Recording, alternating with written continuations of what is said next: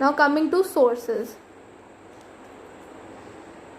Since the modern period history lasted from the mid 18th century to the independence of India, we have a lot of sources of this period. These sources are divided into archaeological sources and literary sources. Mainly the sources are divided into two categories only, that are archaeological sources and literary sources. So coming to archaeological sources, these include buildings such as Parliament House, Rashtrapati Bhavan, India Gate, Red Fort and Gateway of India. However, historians give greater importance of literary sources to this period. हमें ज़्यादा importance archaeological sources पे इस period में नहीं दी जाती है, बल्कि किस पे दी जाती है, लिटरेरी सोर्सेज पे.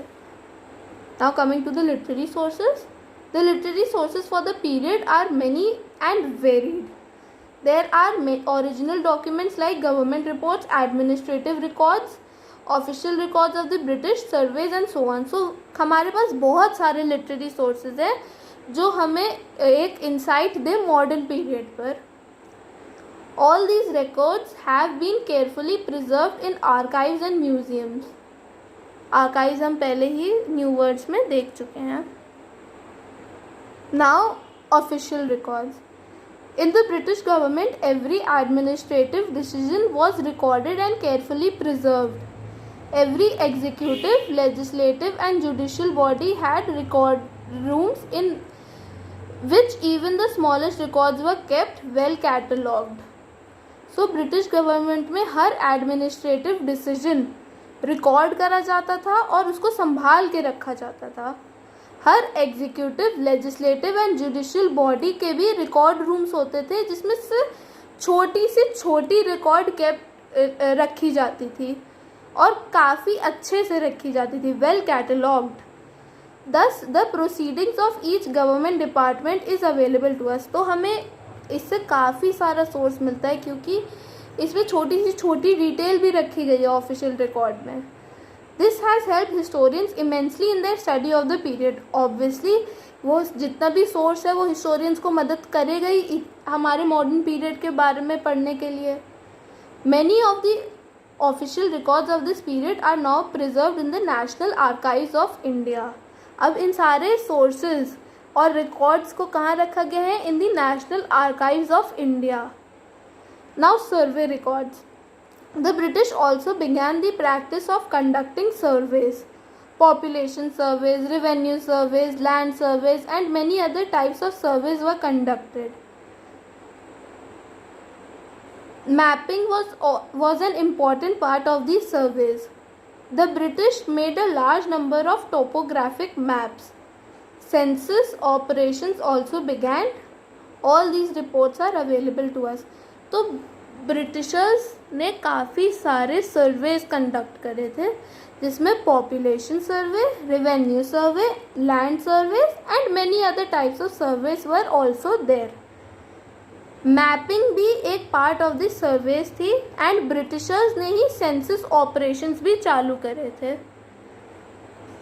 Now other records.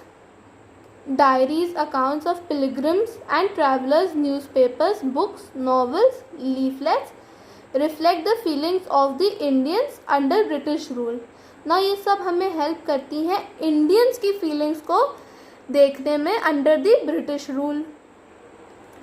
People wrote in English and in the vernaculars. Dada Bhai Naraoji wrote Poverty and Un-British Rule in India, in which he highlighted the exploitative nature of the British rule. दादा भाई नराव जी ने एक वो लिखा था poverty and un British rule in India.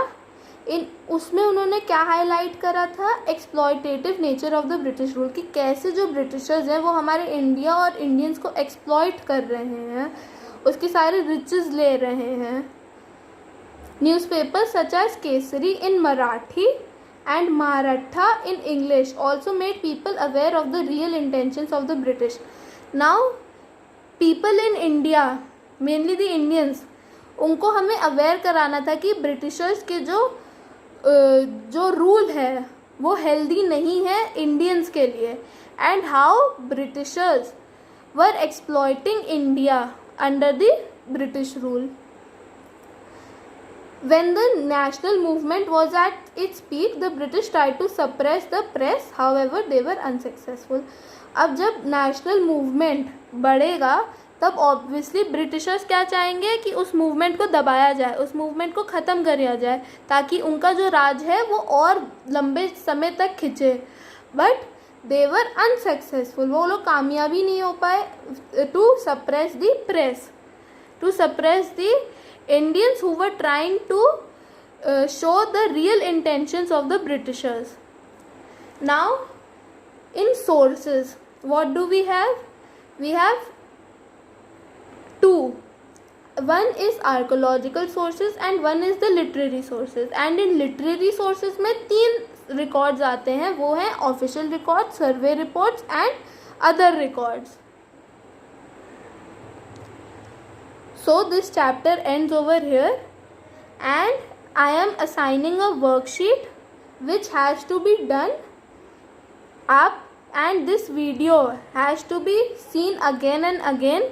जब तक आपको कोई चीज़ समझ में आ जाती है अच्छे तरीके से, तब तक आपको 1-2 बार तो वीडियो देखनी है. फिर आपको चैप्टर के भी गो थ्रू करना है, फिर उसके बाद वर्कशीट अटेम्प्ट करनी है.